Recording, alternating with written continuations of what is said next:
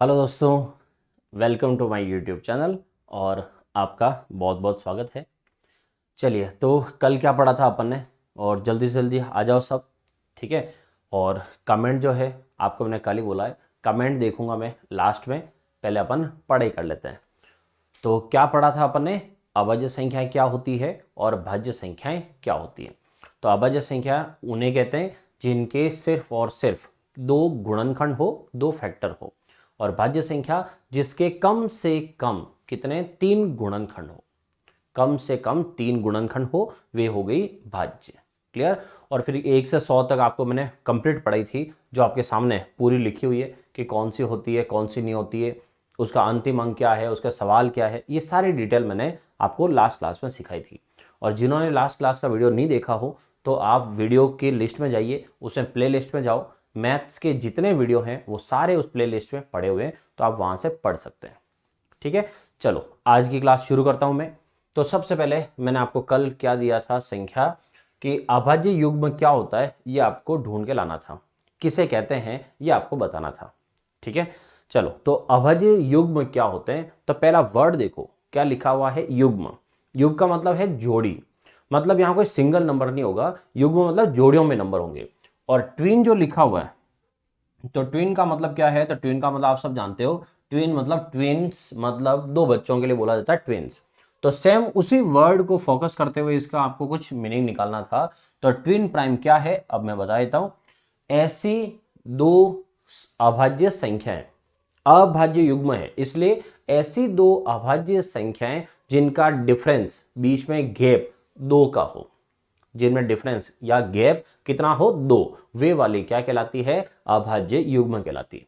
तो आपको क्या करेगा, वो चार ऑप्शन देगा, उसमें से कहीं गैप 3 4 5 अलग अलग गैप दे देगा और पूछेगा निम्न में से अभाज्य युग्म कौन सी है।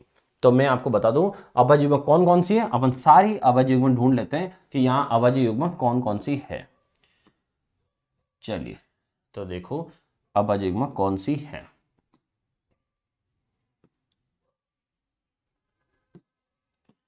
अभी आपके सामने ये लिखी हुई है अभाज्य संख्या है, कहां से लिखी हुई है, 2 3 5 7 ऐसे करके लिखी हुई है। ठीक है। तो इनमें से अपन को ढूंढना है कि सबसे छोटा अभाज्य युग्म कौन सा है। सबसे छोटा अभाज्य युग्म कौन सा है, यहां से शुरू करते हैं। चलो, आ जाओ सब। बहुत सारे आगे हैं और बहुत सारे आ भी रहे हैं, जल्दी जल्दी पहुंचो। चलो, तो आगे है कंडीशन अब अभाज्य युग्म। तो सबसे छोटा अभाज्य युग्म कौन सा है, बात करते हैं यहां से। तो देखो, कहानी शुरू होती है अभाज्य संख्याओं की दो से। दो के बाद क्या आया, तीन। तो दो और तीन में कितना गैप हुआ, एक का, मतलब ये अभाज्य युग्म नहीं है। फिर क्या आया, तीन। तीन के बाद क्या आया, पांच। तो तीन और पांच में कितना गैप है, दो का। इसका मतलब हुआ जो अभाज्य युग्म है उसमें दो का गैप होना चाहिए। तो सबसे पहला नंबर आया तीन, और तीन के बाद क्या आया, पांच। तीन और पांच में कितना डिफरेंस है, दो। इसे कहते हैं अभाज्य युग्म। ठीक है, सबको क्लियर हो गया होगा। अब अपन ढूंढते हैं, यहां आपके सामने 1 से 100 तक अभाज्य संख्या लिखी हुई है। तो 1 से 100 तक अभाज्य संख्याओं में कितने अभाज्य युग्म होते हैं वो सारे ढूंढते हैं। तो तीन के बाद पांच आ गया। नेक्स्ट देखो, पांच, उस लाइन में पांच बाद कौन लिखा हुआ है, सात लिखा हुआ है। नेक्स्ट बढ़ते हैं, और 7 से 11 ये ज्यादा गैप हो जाएगा। तो 11 से कौन है, 13 है। ये 11 से 13 हो गया। देन नेक्स्ट और देखो, 13 17 नहीं होगा, 17 से 19 आराम से बनेगा। तो 17 और उसके बाद आएगा 19। ठीक है, 17 19 हो गया। 19 से 23 ज्यादा दूर है। फिर आगे 29 से 31, 29 से 31, ये 29 और ये 31, ये हो गया दो का गैप। उसके बाद 31 37 नहीं होगा। 37 41 41 43। तो अब कौन सा बन रहा है, 41 से 43। ठीक है। अब आप देख लो आपके सामने यहां पर जो लिखे हैं इसमें टोटल कितने लिखी हुई है उसके देखो। तो यहां पर हो गए ये वाले, यहां तक टोटल कितनी है, तीन और तीन छह। मतलब 1 से लगाकर 50 तक, यहां लिख देता हूं, 1 से 50 तक, 1 से लगाकर 50 तक सभी अभाज्य युग्म कितनी होती है दोस्तों, छह। और आगे बात करते हैं इससे और। तो आगे 51 से लगाकर 100 तक में देखो आप, तो 53 59 59 61 यहां हो रहा है। 59 से लगाकर 61 तक, 59 से 61 कितना है, 2 का गैप है। फिर और आगे बढ़ते हैं तो यहां से 61 नहीं होगा, 67, 71 से 73, 71 और देन 73, ये 71 से 73 हो गया। और 2 का गैप कहीं बन रहा है, अब कहीं नहीं बनेगा। इसका मतलब हुआ कि यहां से यहां तक कितने हुई, 2 संख्याएं ये और हुई। ठीक है, तो ये कितनी थी टोटल, 6, और ये कितनी है, 2। मतलब टोटल मिला के अगर देखें ये यहां से यहां तक, तो टोटल मिला के कितनी हो गई है, 8। इसका मतलब 1 से लगाकर 100 तक, ठीक है दोस्तों, 1 से लगाकर 100 तक अभाज्य युग्म कितने होते हैं, 8 होते हैं। और उसमें आपको बात करें 150 कितने होते हैं, तो 6, और बाकी कितने होते हैं, 2। आई थिंक सबको क्लियर हो गया होगा अभाज्य युग्म क्या है। चलिए अब हटाते हैं इसको। अभाज्य संख्या पढ़ा दी, भाज्य संख्या पढ़ा दी, अभाज्य युग्म पढ़ा दिए। और अगर आपसे मैं एक सवाल यहां से पूछूं, इसका स्क्रीनशॉट ले लेना आप, ठीक है। फिर आगे बढ़ता हूं मैं, अगला सवाल देखते हैं। तो अगला सवाल,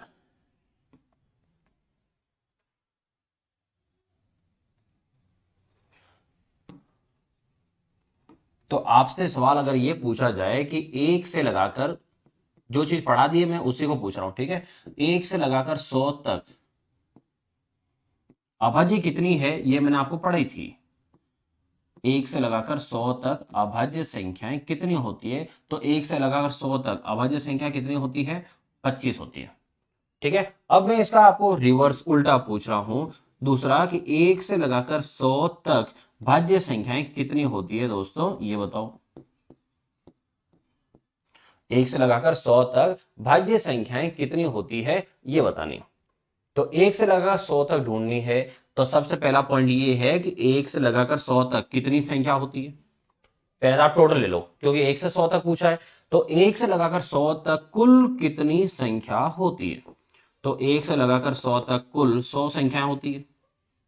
ठीक है, अब उसमें से आपको मैंने पूछा भाज्य, तो अभाज्य अभाज्य को हटा दो, तो 100 में से 25 हटा दो, कितना बच गया, 75, 75। बहुत सारे बच्चों का आंसर क्या होगा, 75 होगा, जो गलत है। ठीक है, इसका सही आंसर क्या है, तो पता आपको ये पता होना चाहिए कि अपन ने जो शुरुआत की थी अभाज्य संख्याओं की, तो मैंने आपको बताया था कि एक जो है गणित का स्टार्टिंग जो गिनती में एक, वो एक ऐसा है जो ना तो अभाज्य संख्या होता है और ना ही भाज्य संख्या। याद आ गया होगा सबको, तो ना तो वो अभाज्य में गिना जाएगा और ना ही वो भाज्य में गिना जाएगा। तो फिर अभाज्य में भी नहीं आएगा और भाज्य में भी नहीं आएगा, तो फिर यहां से उसको भी हटाना पड़ेगा। तो 1 से लगाकर 100 तक 100 संख्या होती है, जिसमें से 25 अभाज्य संख्या होती है और एक किसी में नहीं आता है, इसलिए 100 में से कितना हटा देंगे अपन, 26। तो इसका मतलब 100 में से 26 चला जाएगा, तो बचेगा कितना अपने पास, 74। तो 1 से लगाकर 100 तक भाज्य संख्याएं कितनी होती है, 74। और यह हमेशा भाज्य में एक हटाया जाएगा। अगर मैं आपसे सिर्फ इतना पूछूं 1 से 25 स्टार्टिंग में, 1 से 25 तक भाज्य संख्या कितनी होती है, तो 1 से 25 तक अभाज्य कितनी होती है, 9। ठीक है, 25 संख्याओं में से 9 हटा दोगे, बची कितनी, 16। फिर एक और हटाना पड़ेगा, तो कितना आ जाएगा, 15। क्लियर है यहां तक। चलिए अब मैं आता हूं नेक्स्ट पॉइंट पे। अभाज्य युग्म हो गया, आज की थंबनेल में देखोगे तो क्या लिखा हुआ है, अभाज्य गुणनखंड। तो ये गुणनखंड मतलब फैक्टर क्या है, अब आते हैं वहां पर। तो अब ये पूरी चीज मैं हटा रहा हूं, चलो नेक्स्ट पे चलते हैं।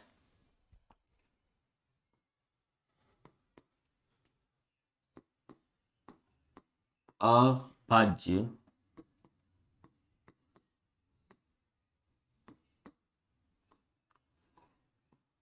अभाज्य गुणनखंड। तो अभाज्य गुणनखंड क्या होते हैं, एक बार अच्छे से देखना। ठीक है, मैं स्क्रीनशॉट के लिए बोल दूंगा आपको, लेकिन पहले चीजों को अच्छे से समझना और कमेंट की तरफ ध्यान मत देना। ठीक है, आपको बात करनी हो तो भले बात करते रहो, लेकिन मेन मकसद है पढ़ाई का। तो अभाज्य गुणनखंड क्या होते हैं समझना। सबको स्कूल में सारे टीचर, जितने टीचर है, सब ने आपको स्कूल में अभाज्य गुणनखंड सिखाया है। वो अलग बात है कि अपन को याद नहीं रहा हो, और दूसरा वहां पर सर ने ऐसे नाम बोला नहीं था कि ये अभाज्य गुणनखंड है, लेकिन आप सबको एक काम करवाया था, वो मैं समझाता हूं कैसे। जैसे स्कूल में कोई संख्या थी 50 और आपको बोला जाता था कि भाग लगाओ, तो अपन क्या करते थे यहाँ पे, अपन सबसे पहले बोला जाता था कि बच्चों 2 का भाग लगाना। ठीक है, कि 2 का भाग लगा के करना। मैं आपको संख्या चेंज करता हूं, थोड़ा और समझाने के लिए सही रहेगा।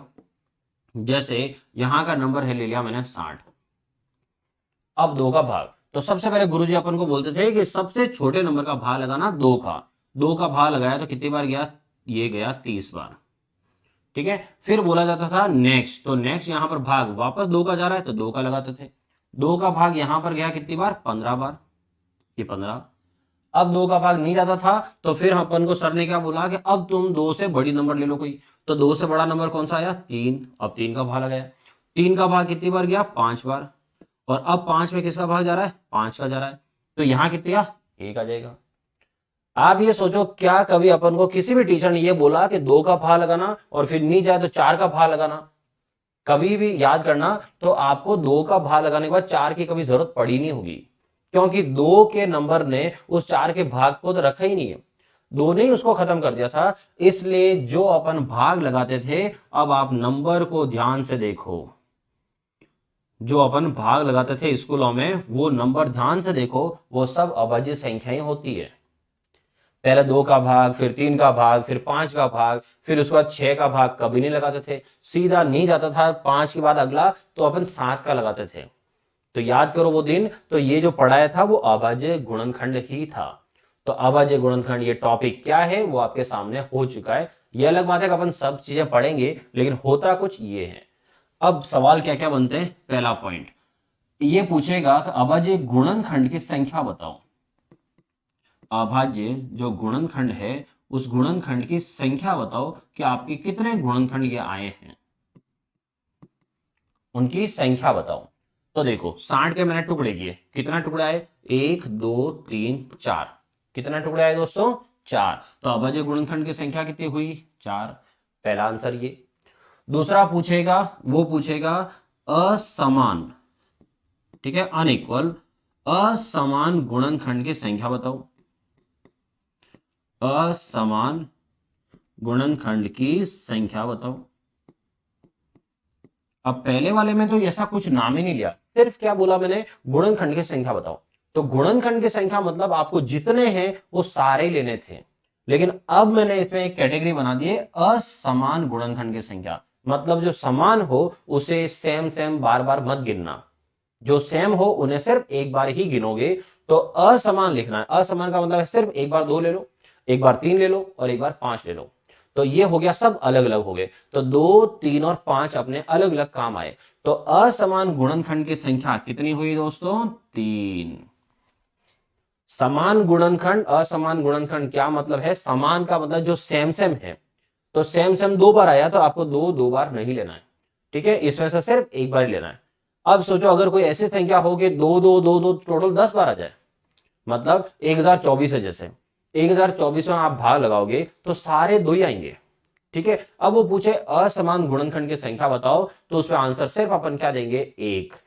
समझा देता हूं मैं कैसे, देखो जैसे मैंने नंबर लिखा 16, अब यहां 16 में भाग लगा रहा हूं 2 का, 8 आया, फिर भाग लगाया 2 का, 4 आया, फिर भाग लगाया 2 का, फिर 2 आया, और 2 का 2 में भाग लगाओ 1 आया। 2 2 2 कितनी बार आया, 4 बार। तो अगर वो पूछे गुणनखंड की संख्या बताओ तो अपन कितनी लिखेंगे, गुणनखंड की संख्या 4 है। लेकिन अगर पूछेगा असमान गुणनखंड की संख्या बताओ, तो असमान हो मतलब सेम सेम नहीं हो, तो फिर तो सिर्फ अपन 1 बोलेंगे कि हमारा आंसर है 2। मतलब संख्या पूछ रहा तो संख्या तो एक ही है, लेकिन कौन सी संख्या है वो मैं बता रहा हूं कि वो संख्या है सिर्फ एक बार। एक बार बताना है कि वो हमारा नंबर कौन है, 2 है। बात समझ आगे होगी, असमान का मतलब क्या है। एक सवाल और है तीसरा, तो वो देखो तीसरा सवाल और क्या है। अब पूछेगा यहां पर, एक तो पूछ लिया आपको गुणनखंड की संख्या, एक पूछ लिया आपको अभाज्य गुणनखंड की संख्या। अब पूछेगा गुणनखंडों का योग भी बता दो लगे हाथ। गुणनखंडों का योग, सम ऑफ फैक्टर। तो जितने भी आपको यहां गुणनखंड दिख रहे हैं उनको जोड़ के बता दो कितना है। तो यहां पर जोड़ना है तो आपके टुकड़े क्या आ रहे हैं, 2 2 3 और 5। तो क्या करेंगे, 2 + 2 + 3 + 5, 2 2 4 4 3 7 7 5 12। तो गुणनखंडों का योग कितना हो गया, 12। और जो रीट वाले हैं वो खास करके ध्यान ना, आपके सिलेबस में अलग से ये पॉइंट लिखा हुआ है, अभाज्य गुणनखंड, मतलब आपके 100% सवाल आने वाला है। ठीक है, तो ये होता है अभाज्य गुणनखंड, लेकिन वो इतना भी इजी नहीं देगा, कुछ ना कुछ नंबर जरूर बढ़ाएगा वो। तो अब मैं आता हूं कि आगे नंबर कैसे बढ़ाएंगे, उसके लिए क्या है। तो एक कंडीशन देखो, अभी दो सिर्फ 2 बार आया तो आपने जोड़ लिया। अगर ये 2 2 2 ऐसे आ जाए 3 बार, फिर 4 बार, फिर 5 बार, फिर 3 3 3 3 3 3, ये भी आ जाए 4 बार, तो फिर ऐसा तो अपन बहुत लंबा सवाल हो जाएगा, तो ऐसे कैसे लिखेंगे। तो इसलिए कभी भी प्लस जो है वो कंटिन्यू आ जाए जोड़ने में, जब आप टुकड़े कर रहे हो इतने में प्लस आ जाए, तो उसे आप प्लस वाले को किस में कन्वर्ट कर दोगे, मल्टीप्लाई में। मतलब इन प्लस वाले को क्या लिखोगे, गुणा में। गुणा में कैसे, कि 2 कितनी बार है, आता ही है ये तो आपको वैसे भी। 2 1 बार है, 2 बार है, 3 बार है, 4 बार है और 5 बार। तो 2 कितने बार है, 5 बार। तो सीधा लिखोगे 2 इंटू 5, कि ये 2 5 बार है। ठीक है, सेकंड इधर देखा जाए तो 3 3 3 3 कितनी बार है, तो 3 3 है 4 बार। इसका मतलब उसके लिए अपन क्या लिखेंगे, 3 इंटू 4, कि 3 3 कितनी बार है, 4 बार। आई थिंक इसमें तो किसी को डाउट नहीं होना चाहिए, ये तो क्लियर ही होगा। तो 2 2 2 है 5 बार और 3 3 3 है 4 बार, तो इससे क्या इतनी लंबी संख्या लिखनी नहीं पड़ेगी, अपना काम यहीं पर खत्म हो जाएगा। क्लियर। एक एक सवाल छोटे छोटे संख्याओं से मैं समझाता हूं, ये तो था सिर्फ एक 60 वाला, और ऐसा इस नंबर लेता हूं। चलो, तो अब स्क्रीनशॉट लेना हो तो ले लो आप यहां से, फिर मैं आगे बढ़ू इसमें। ठीक है, बीच में नहीं आ रहा हूं आपके स्क्रीनशॉट में। हाँ जी, ये मैसेज करने वाले, चलो चलो, सबको गुड इवनिंग। ठीक है, टाइम पे आया करो। चलिए बढ़ते आगे। अब है जैसे एक संख्या थोड़ी बड़ी ले लेता हूं, यहां लिखता हूं मैं 400 400। 400 के अभाज्य गुणनखंड की संख्याएं, तीन जो सवाल है उन तीनों सवाल के जवाब देने अपन को। तो स्टार्ट करते हैं 400 में भाग। सबसे पहले 400 में भाग लगाया, 2 का भाग 200। ठीक है, और इन सवालों के कुछ तरीके और भी हैं जो शॉर्ट में हो जाएंगे। पहले मैं बेसिक आपको अच्छे से कवर करा दूं, फिर अपन आगे ट्रिक पे आते हैं। 2 का भाग यहाँ 100 बार गया, फिर 2 का भाग यहाँ और जा रहा है तो 50 बार गया, फिर 2 का भाग यहाँ पर 25 बार गया, फिर यहाँ 5 का भाग 25 में 5 बार गया, फिर 5 का भाग 5 में 1 बार गया। ये हो गए 400 के टुकड़े। ठीक है, अब मैं आपको एक नई चीज यहां पर और सिखाने वाला हूं, तो थोड़ा सा ध्यान देना। पहला जो सवाल है उस सवाल पे आते हैं पहले। वो पूछेगा अभाज्य गुणनखंड की संख्या बताओ। तो अभाज्य गुणनखंड की संख्या मतलब सारे टोटल कितने ये टुकड़े आए हैं आपको वो बताना है। तो सारे ये टुकड़े कितने हैं, वो सारे टुकड़े गिन के बताओ। 1 2 3 4 5 6, कितने टुकड़े हुए, 6। तो अभाज्य गुणनखंड की संख्या कितनी हुई दोस्तों, 6 हो गई। इसमें कोई डाउट नहीं होगा आई थिंक। ठीक है, चलिए सेकंड देखो।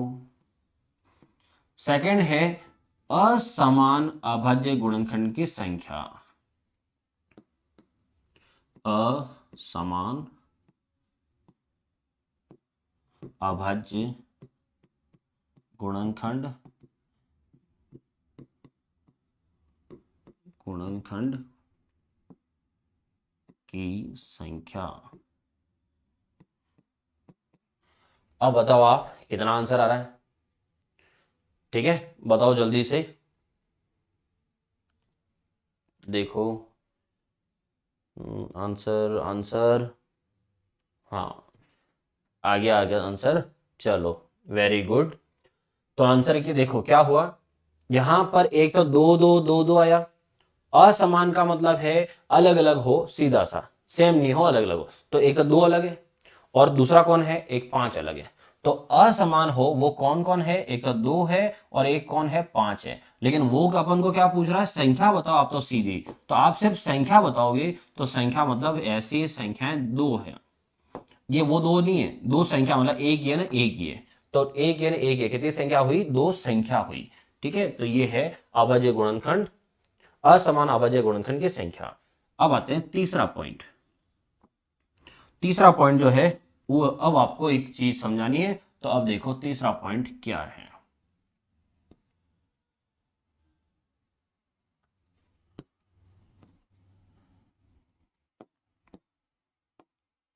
तीसरा पॉइंट है कि अभाज्य गुणनखंड जो है इनका आपको निकालना है योग।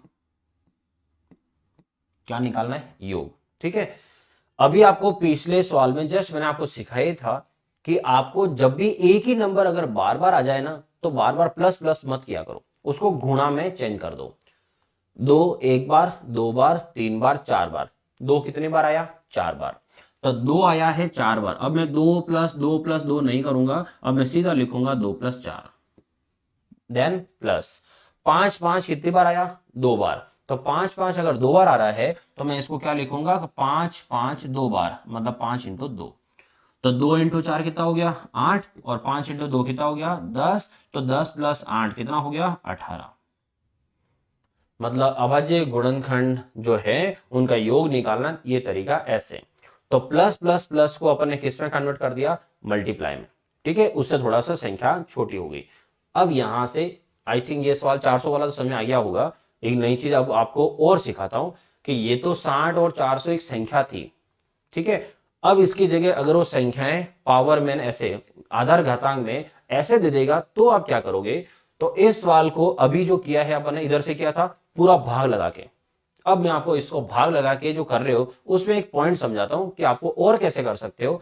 तो ये तरीका समझ में आ गया होगा सबको। तो ये तरीका समझ में आ गया हो तो एक तरीका तो आपके पास ये हो गया। अब मैं इसी सवाल का दूसरा तरीका बताता हूं। तो देखो अगला तरीका, जैसे संख्या आपको मैंने दी थी 400। ठीक है, अब क्या करना आप? जब भी किसी संख्या के पीछे जीरो आ रहा हो, किसी भी संख्या के पीछे जीरो आ रहा हो तो आप क्या करना? इस नंबर के टुकड़े कर देना अलग अलग। मतलब 4 अलग कर दो, 0 0 अलग कर दो। तो 4 अलग और 0 0 अलग, मतलब ऐसे कि 4 और 100। क्या बोलते हैं अपन इस नंबर को? 4 और 100। तो 4 अलग न 100 अलग, ये कर दिया अलग।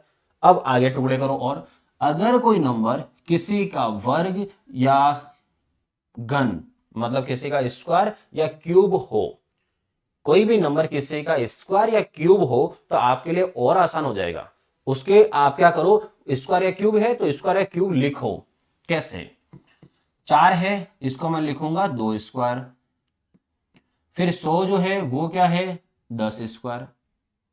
ठीक है, और आधार घातांक मेरे हिसाब से आपको समझाने की जरूरत नहीं, आपको अच्छे से आता होगा। फिर भी हर बच्चे को देखते हुए मैं आपको बेसिक से बेसिक चीजें भी समझा दूंगा कि क्या मतलब है। जैसे 2 की घात 3 है, ये 3 जो है वो आपको क्या बता रहा है? 2 की घात 3 है, वो 3 आपको क्या बता रहा है कि मैं जिसके ऊपर बैठा हुआ हूं, मतलब आधार में नीचे की तरफ कौन है? 2। 3 कहां बैठा है? उसके ऊपर की तरफ है। तो 3 क्या कह रहा है कि मैं जिस पर बैठा हुआ हूं वो नंबर 3 बार गुणा हुआ है। 2 की घात 3 कि ये जो आधार में जो बेस में नंबर है वो आपके 3 बार गुणा होकर आया है।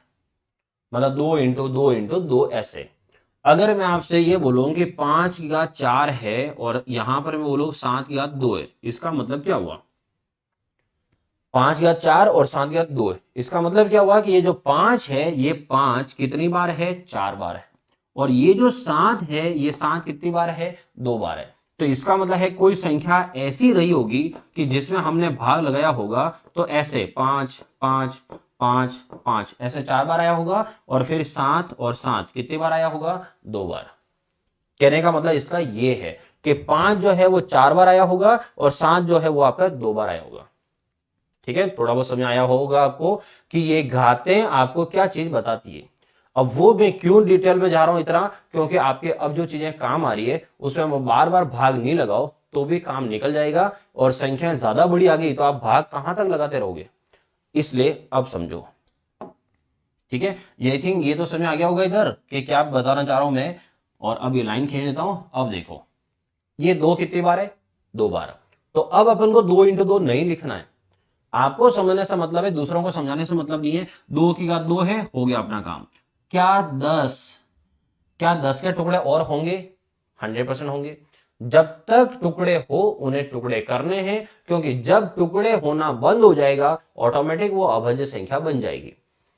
4 के मैंने टुकड़े किए 2 के रूप में, तो 4 के टुकड़े हुए मतलब 2 तक आ गया। अब 2 के टुकड़े करो नहीं होंगे, मतलब ऐसे टुकड़े करने यूनिक 1 के रूप में टुकड़े कर दो। आप ऐसे टुकड़े करो जो 1 से बड़ा कोई नंबर आए। तो 2 के टुकड़े 2 के अलावा दूसरा नहीं हो सकता, मतलब ये अभाज्य संख्या हो गई। 10 के टुकड़े करो, 2 की घात 2।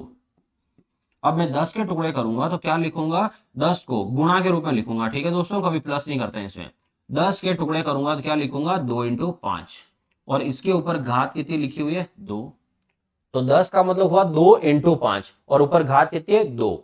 किसी भी ब्रैकेट के ऊपर, किसी भी ब्रैकेट के ऊपर अगर कोई घात हो तो वो घात अंदर सभी नंबर के लिए होती है। किसी भी ब्रैकेट के ऊपर जो घात होती है वो घात हमेशा अंदर सबके लिए होती है, मतलब इसके लिए भी वही घात है और इसके लिए भी वही घात है। तो अपन देखते हैं इसके टुकड़े अब कितने हुए, 2 की घात 2, ये 2 की घात वापस 2, और ये 5 की घात कितनी दोस्तों, 2। ठीक है, मतलब ये हुआ कि यहां से अब मैं पहला सवाल लूं कि अभाज्य गुणनखंड की संख्या बताओ, अभाज्य गुणनखंड की संख्या बताओ कितनी है। तो ये 2 ऊपर वाला क्या बता रहा है कि ये जो 2 है वो 2 बार आ गया, तो 2 टुकड़े दिए हो गए। ये 2 क्या बता रहा है कि ये 2 भी 2 बार आया, तो ये 2 2 बार, ये वाला 2 2 बार, 2 बार और 2 बार कितना हो गया, 4 टुकड़े दिए हो गए। ये 2 क्या बता रहा है कि ये जो 5 है वो कितनी बार आया, 2 बार आया, मतलब सब 2 2 बार आए हैं। तो 2 2 और 2 कितना हुआ, 6। इसका मतलब हुआ कि अभाज्य गुणनखंड की संख्या कितनी है हुई, 6 हुई। ठीक है, ये आधार घातांक के सवाल में काम आएगा, इसलिए आप इन चीजों को थोड़ा सा समझना कि क्या लिखा हुआ है। सेकंड अब मैं आपसे बोलूं असमान गुणनखंड, असमान अभाज्य गुणनखंड की संख्या बताओ। तो असमान, ये 2 है, ये 2 है, ये 5 है, तो असमान का मतलब एक तो 2 हुआ ना, एक क्या हुआ, 5। तो असमान अभाज्य गुणनखंड की संख्या कितनी हुई, 2 हुई, कि 2 हमें अलग अलग नंबर मिले। फिर आते हैं तीसरा जो है वो है आपको योग। सबसे मेन यही होगा जो बच्चों के गलत होता है, क्योंकि अक्सर इसमें यहां तक संख्या निकालने में कभी किसी की गड़बड़ नहीं होती है। तो अब आते हैं कि इनका योग कैसे निकालोगे आधार घातांक में। तो योग निकालने का आधार घातांक में और आसान तरीका हो जाता है। कैसे होता है समझाता हूं मैं। ये जो 2 है वो क्या बता रहा है कि ये आधार वाला 2 2 बार आया है, तो ये 2 बार आया है, आपको सिर्फ आधार और घात का गुणा करना है कि भाई ये 2 बार आया, तो इसका मतलब 2 इंटू 2 कर दूं, जुड़ जाएगा ऑटोमेटिक। ये 2 बार आया, तो ये जो 2 है वो 2 बार आया, मतलब ये 2 भी 2 बार आया, इसको भी जोड़ दो ऐसे। ये 2 क्या बता रहा है कि 5 जो है वो 2 बार आया, तो 5 2 बार आया, तो इसको भी ऐसे गुणा करके कर लो, और फिर सबको प्लस कर लो। गुणा नहीं करना है, प्लस करना है कि ये कितना हो रहे हैं। ये 2 बार आया, 4 आंसर यहां से आया। ये 2 बार आया, 4 आंसर यहां से आया। और 5 इंटू 2 कितना आया, 10 आया। 10 प्लस 4 प्लस 4, तो 10 प्लस 4 प्लस 4 टोटल मिला के कितना हो गया, 18। इसका मतलब इसके जो टुकड़े हैं उसका आंसर कितना आया है, 18 आया। फिर भी किसी बच्चे को अगर ये इस लाइन समझ नहीं आई हो ये योग कि ये कैसे लिखा हुआ है, तो मैं आपको समझाता हूं ये कैसे लिखा हुआ है। ये 2 की घात 2 है, इसका मतलब है कि आपने जब भाग लगाए होंगे, ठीक है, जब भाग लगाए होंगे तो 2 की घात 2 है, मतलब ये 2 आपके 2 बार आया होगा।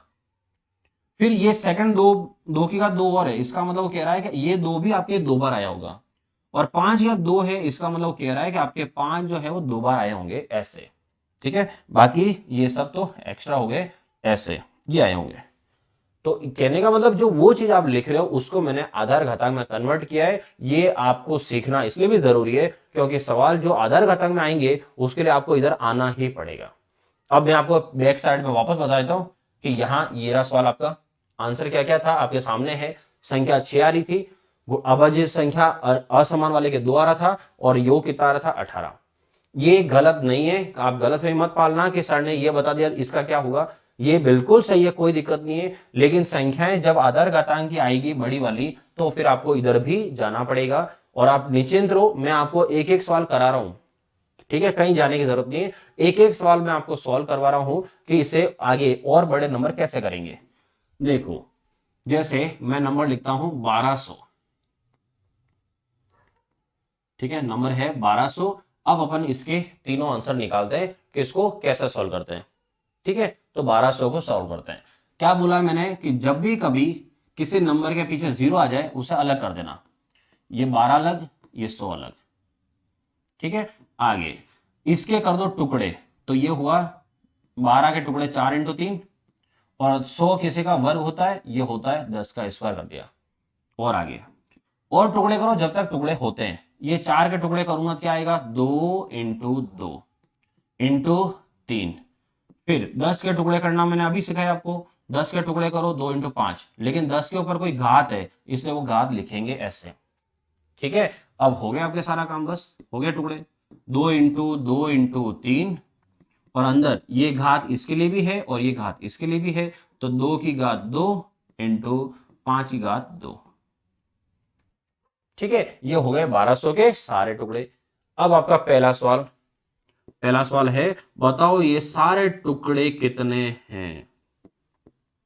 जितने दिख रहे हैं ये सारे टुकड़े कितने हैं, तो 1 2 3, ये कितनी बार है, 2 बार, ये कितनी बार है, 2 बार, तो 1 2 3 4 5 6 7, टुकड़े कितने हुए, 7। ठीक है, उसके बाद है सेकंड, असमान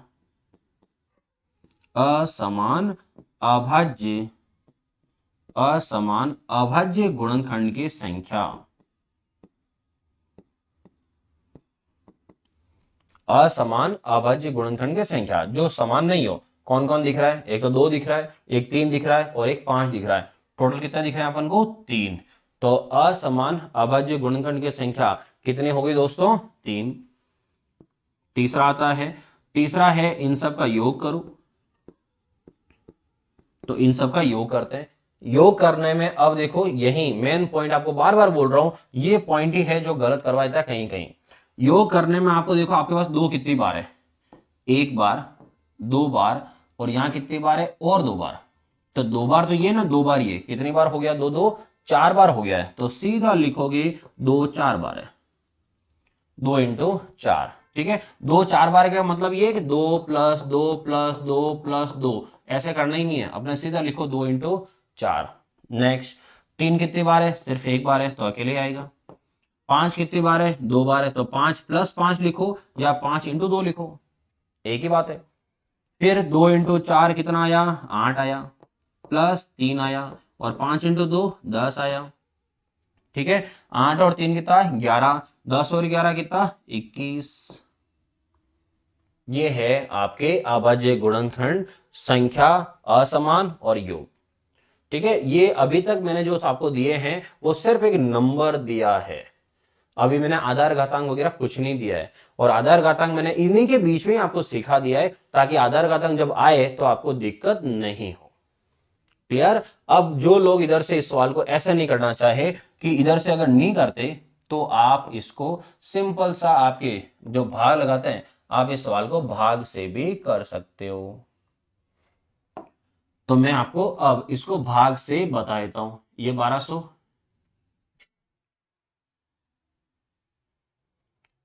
तो 1200 में लगाएंगे भाग, ये 2 का भाग 600, फिर 2 का भाग 300, फिर 2 का भाग 150, फिर 2 का भाग 75, फिर 3 का भाग 25, फिर 5 का भाग 5 बार, और 5 का भाग 1 बार, सवाल खत्म।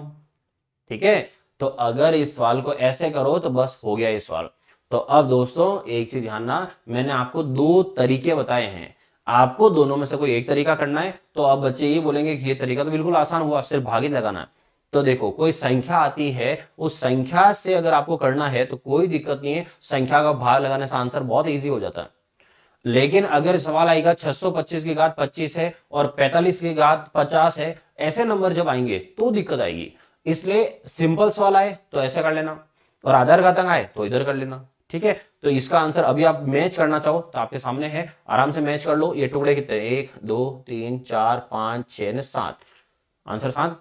असमान 1 2 3, 3 योग, इन सबको जोड़ दो, ये योग। सवाल थोड़ा बड़ा करते हैं, आ जाओ नेक्स्ट सवाल पे। अब मैं आपसे सवाल पूछ लूं, जैसे कि 32 है और 32 की घात 10 है। ठीक है, 32 की घात 10 है। अब आपको बताने हैं अभाज्य गुणनखंड की संख्या, असमान और योग। ये 3 पॉइंट, अपने तीनों पॉइंट निकालने हैं। अब क्या करोगे दोस्तों, तो इसमें भी वापस दो तरीके हैं, इसके भी यूनिक एक ही तरीके से, इसके भी दो तरीके। मैं आपको पहला तरीका, सिंपल सा तरीका बताता हूं।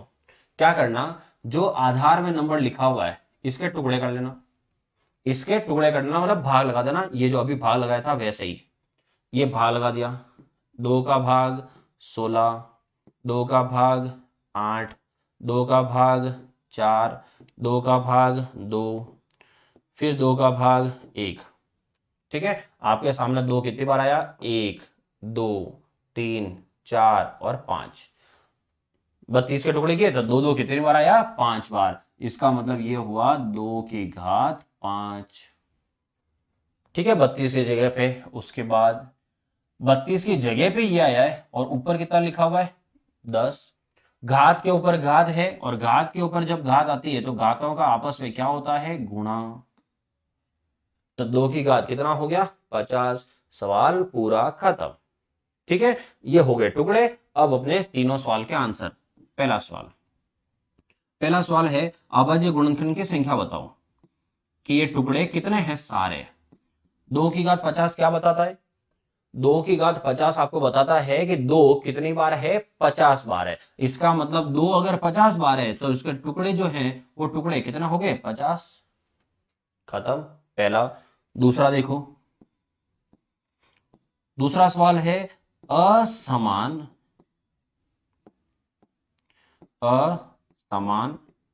अभाज्य गुणनखंड की संख्या। असमान कितने हैं, यहां तो नंबर ही एक ही आ रहा सिर्फ, तो कौन है, 2 ही चला जा रहा कंटिन्यू, तो इसका मतलब असमान, असमान सिर्फ एक ही है और कोई भी नहीं है। ठीक है, एक आया। तीसरा है इनका योग बताओ कि इनका योग कितना होगा। तो इनका योग निकालना मतलब सबको जोड़ना है। तो यहां आधार घातांक को बार बार मैंने बोल रहा हूं, अच्छे से समझ लेना, रट्टा नहीं मारना पड़े। 2 की घात 50, ये 50 आपको क्या बता रहा है कि ये जो 2 लिखा हुआ है ये 2 50 बार है। अब 2 अगर 50 बार है तो मुझे उनको जोड़ना है, तो 2 प्लस 2 प्लस 2 50 बार तो जाने से रहे अपन। तो 2 2 2 कितनी बार है, 50 बार है। तो सीधा क्या करेंगे, 2 को 50 से गुणा करेंगे, और 2 को जैसे 50 से गुणा किया कितना आ गया, 100। 2 2 2 50 बार है तो टोटल कितना हो गया, 100 हो गया। खत्म कहानी। ठीक है, ये था आधार घातांक में करना पड़े तो भी ऐसे। और संख्या बढ़ाते हैं, और आगे जाओ। संख्या है जैसे 3 और 3 के पावर ले लेते हैं 5, और इसके साथ अब मल्टीप्लाई कर रहा हूं मैं, इसके साथ मल्टीप्लाई करता हूं 625, और इसकी घात ले लेता हूं 20, या 20 थोड़ी बड़ी हो जाएगी, 20 आगे लेते हैं, एक बार 5 इससे काम चलाते हैं। तो 343 की घात 5 है और 625 की घात 5 है। अब इसको आपको निकालना है, अभाज्य गुणनखंड वगैरह सारा वो का वही। अगर जिन बच्चों को वर्ग और घन आते हैं उनके लिए अब चीजें बहुत आसान हो जाएगी। 3 4 3 किसी का वर्ग या घन कुछ होता है क्या, तो 3 4 3 क्या होता है, 7 की पावर 3, मतलब 7 का घन होता है। तो सीधा 7 का घन लिख दिया। अब नंबर के तो टुकड़े कर दिए और ऊपर कितना आया, 5 आ गया। देन 625 का टुकड़े करो, तो 625 का टुकड़े करोगे तो ये आएगा क्या, 25 का स्क्वायर। ठीक है दोस्तों, और कुछ चीजें इतनी सिंपल होती है कि आपको लिखने की जरूरत भी नहीं पड़ेगी। 625 सब बच्चों को पता होता है कि 625 25 का स्क्वायर है। 25 का स्क्वायर का मतलब क्या हुआ, 25 इंटू 25, अंगुलियों पे कर लेना आराम से। 25 इंटू 25, एक 25 में 5 कितनी बार है, 2 बार। एक 25 में 2 बार 5 है, तो 25 इंटू 25 है, तो एक 25 में 2 बार 5, दूसरा 25 में भी 2 बार 5, तो 5 5 5 कितनी बार हो गया, 4 बार। इसका मतलब अपन जो है 625 को क्या लिखेंगे, 5 की घात 4, और इसके ऊपर घात कितनी आ गई, 5। क्लियर। अब यहां घात के ऊपर घातें बन रही है, और घात के ऊपर अगर घात होगी तो घातों का आपस में क्या करेंगे, गुणा करेंगे। तो 3 इंटू 5 कितना हो गया, 15, और 5 जो है इस 5 की घात, तो 4 के ऊपर 5 है तो घात के ऊपर घात कितना हुआ, 20। ये हुआ 7 की घात 15, 5 की घात 20। मतलब ये घातें आपको क्या बता रही है कि ये जो 15 है वो आपको क्या बता रहा है कि ये जो 7 है जो आधार में लिखा हुआ नंबर है वो 15 बार आया है। और ये 20 क्या बता रहा है कि जो नंबर ये लिखा हुआ 5 वो कितनी बार आ रहा है, 20 बार। अब आते हैं तीनों सवाल का आंसर। पहला बताना है ये संख्याएं सारी कितनी हैं, मतलब ये टुकड़े कितने हुए। तो ये सारे टुकड़े कितने हो रहे हैं, तो देखो 7 कितनी बार है, 15 बार, तो 15 टुकड़े ये हो गए। मतलब सीधा सा घातों को जोड़ना है। अब आपको समझ में आ गया होता हो, 7 या 15 है, मतलब 7 15 बार है। 5 कितनी बार है, 20 बार है। 5 20 बार है तो 20 टुकड़े ये हो गए। 15 टुकड़े ये हो गए, 20 टुकड़े ये हो गए, तो 15 और 20 कितना हो गया, 35। तो सारे टुकड़े हो गए 35। सेकंड है असमान असमान अभाज्य गुणनखंड की संख्या। तो असमान हो तो 7, एक तो 7 आ रहा, बार बार 7 ही आ रहा 15 बार, तो अपन एक ही बार लेंगे 7 को। 5 बार भले ही 20 बार आ रहा हो, लेकिन लेंगे कितनी बार, एक बार। तो 7 भी एक बार और 5 भी एक बार, मतलब कितना आया, 2। तीसरा है इनका सम करो, इनका योग निकालो। तो इन सबको जोड़ना है, तो जोड़ने के लिए क्या करेंगे, 7 कितनी बार है दोस्तों, 7 है 15 बार। 7 7 7 7 15 बार जोड़ना है, तो अपन 15 बार तो जोड़ते नहीं है, क्या करेंगे, 7 का सीधा 15 से गुणा करेंगे। ठीक है। 5 घात क्या है, 20। 5 घात 20 है, इसका मतलब क्या हुआ कि 5 5 5 कितनी बार है, 20 बार, ये 20 बार है। अब जोड़ लो, 15 इंटू 7, 15 7 105, 105। और इधर कितना लिखा है, 5 इंटू 20, 5 इंटू 20 का मतलब कितना हो गया, 100। तो 105 और 100, तो 105 और 100 टोटल मिला के कितना हो गया, 205। ठीक है, ये हो गया आपके अभाज्य गुणनखंड क्या होता है। तो अभाज्य गुणनखंड को आपको कोई भी नंबर आए उस नंबर के टुकड़े करो, घात के ऊपर घात लिखो, और क्या होती है घातें ये आप सबको अच्छे से पता ही है। तो अभाज्य गुणनखंड कोई बड़ा पार्ट नहीं है, बहुत छोटा सा पार्ट था। तो अभाज्य गुणनखंड अच्छे से आपको समझ में आ गया होगा, जहां तक मुझे लगता है कि चीजें बिल्कुल बेसिक लेके चलो। संख्याओं के टुकड़े करो, आधार घातांक क्या होता है उन पॉइंट को समझो और समझ के करो, रट्टा मार के मत करो। ठीक है दोस्तों, क्लास अगर अच्छी लगी हो तो एक लाइक का बटन जाते जाते दबा देना, और दूसरों के साथ आप वीडियो शेयर जरूर कर देना, ताकि ये जो कोर्स चल रहा है वो सबके पास पहुंच सके। ठीक है, मिलते हैं कल, तब तक गुड नाइट और जय हिंद।